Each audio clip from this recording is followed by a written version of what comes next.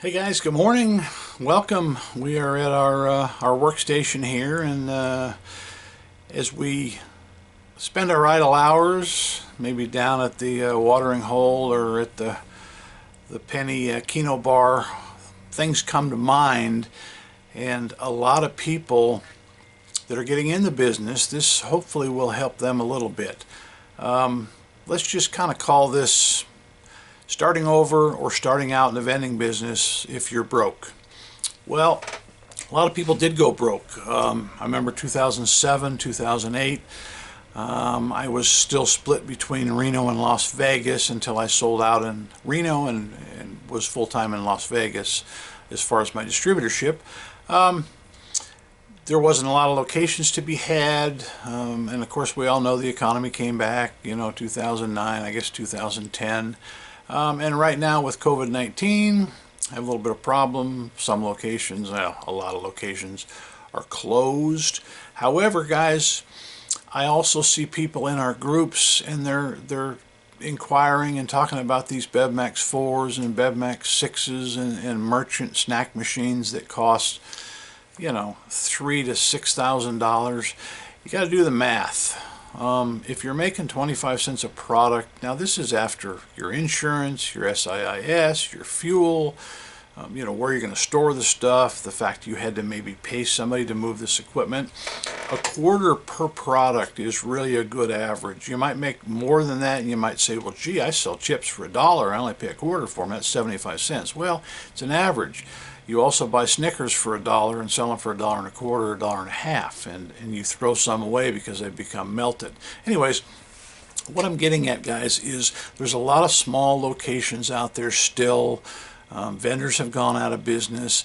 These places can get by with a Dixie Narco single price soda machine, a Vendo.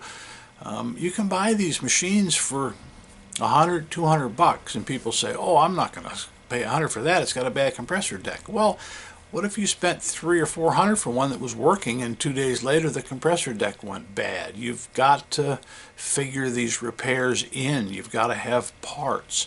If you were starting over or starting out, the machines I would recommend would be single price. Okay? You make all your money on cans. Somebody posted in the groups the other day that where can they get 20-ounce Coke if they don't have an account, and they spent almost $2 a bottle at Walmart. I think it was $1.94, $1.96. How much are you going to sell them for?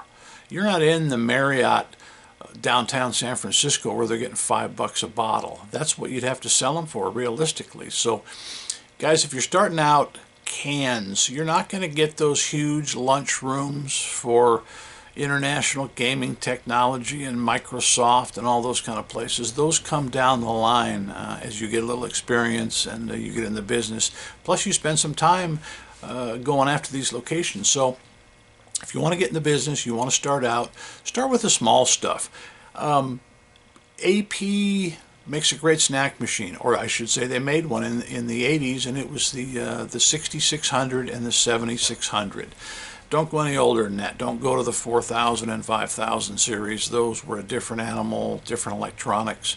But a 6600 and a 7600 had decent electronics. Now, you can start with machines like that, $100 to $300. They're all over the place. They made a zillion of them. We bought a ton of them when we were operating for our chains of hotels and motels. But anyways, down the line, everybody talks about credit cards. Credit cards are great. They do increase sales. But, in Javier's tire shop that's got 4 bays and he's got 8 employees and he's got people running in and out of there on a Saturday, they can get by with dollars and coins. People still do carry cash. But what I was getting at, let's say you start with some decent solid AP, 7600s, which is a 5-wide, which is huge, guys. 4-wides are awesome. You can always update them. Get that in-one kit, about $350. That's for the board, the display, the drop sensors. Of course, you need an MDB coin mech. We sell those for about $100. Get an MEI validator that takes singles. That's a little less than $100. You don't need to take 5s when your top price of an item is $1.50, $1.75. Now if you're selling $3, $4 items, big energy drinks and all that kind of stuff, yeah, you need to take 5. So don't let me discount that fact. But ones do add up, and a lot of people still have singles. So guys, starting out, look at these machines, buy American, stick with the top brands. Coke, Pepsi, 7-Up, RC, all of them. They bought Dixie, Narcos, and Vendos for one reason. They were dependable, they were bulletproof. The single price machines were great as far as how they operated. They had a coin mecha validator and a single relay, which was called the Vend relay. Very little to go wrong with these things. Yeah, they have motor switches, 2, sometimes 3 across all your motors. Those all have to be up to snuff. The only drawback is a single price machine is sort of like Christmas lights in the old days. If one bulb goes out, the machine goes out. So if you get one jam in the middle somewhere, it defeats the operation of the whole machine. So you need to know a little bit about how they work, but I'm talking about getting into business for less than $5,000 and getting a half a dozen or more locations. You need to know how to work on your own stuff. The Facebook groups that we're involved with, as you know, have a lot of sharp people. Post your questions in there. Post a picture of what you're working with, and those guys will be happy to help you. So now, in concluding here, I'm going to show you a hack that it was brought up to me. I posted in my last video how we unstick a bill box. If you get a stacker that's in the out position, this is the main frame of an MEI validator. So what I'm going to do here now, real quick, is one of my good viewers reminded me that instead of a 12-volt power supply, which is great when you're in the shop and you have it on the bench, use a 9-volt battery. So I kind of forgot about this. We used to use 3 of these together in series to develop 27 volts when we would empty the USI soda machines. Do you remember the slave machines? The machines that were on location that either had the serpentine vend, you couldn't get the cans out. You couldn't reach in and pull them out one at a time. You had to vend them through the bottom. Well, one of my customers, John in Reno, he was quite the inventor. He showed up on a job one day, and we were moving his equipment. And I said, John, we got to manually vend all these one at a time. He said, oh, no, I got a tool. Well, he had 3 of these tie wrapped together in series, 27 volts, and he had the right wire with the right pin that would go right in the harness. So he unclipped the soda slave from the snack machine, and I can't remember if it used a male or female pin, but he had the 2 wires and he hooked it right up. He had a toggle switch, and that column, it just emptied the whole column. We had to sit there at the bottom with a milk crate, of course, but it was fast and it was smart. So let's real quick, let's hook up this 9-volt system to the 12-volt motors in an MEI, and let's see if it works. Okay, let me reposition here a little bit so you can see what we're doing.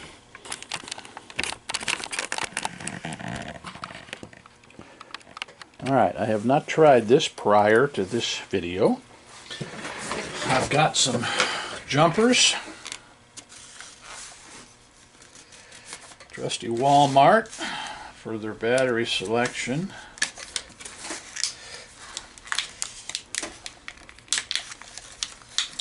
And I think if you guys give me enough feedback here on whether you think this would be helpful for you, I may make a kind of a sanitary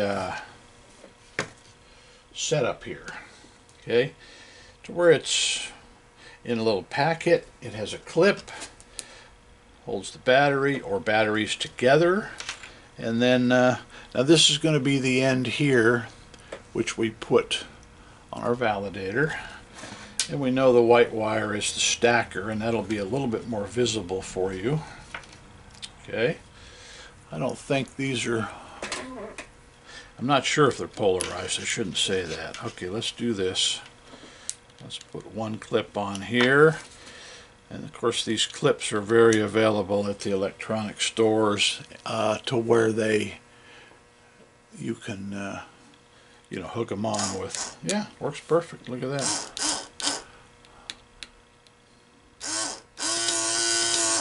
And of course we know we're only running it on 5 volts. Pardon me, 9 volts instead of 12. Now what I'm going to do, I'm going to hook this other side up to the transport motor. This is what will draw the bill in.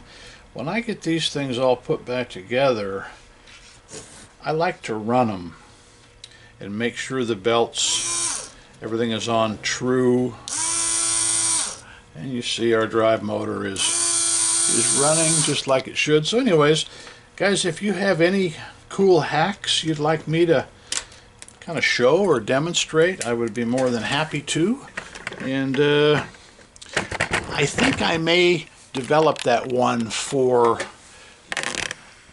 the USI trick. A lot of those guys still operate those USI machines, and even if you don't have the slave type sodas, you can open the door, go to the motor, clip one on each side. Now this is especially handy if in fact maybe you're pulling a machine out because the board went down or the machine's not in operation, so you can't vend those cans. It makes it real heavy to move. So anyways, just another hack, and I look forward to your ideas. And till the next time, guys, Doug at Doug's World Tour, Vending and Amusement Channel, out.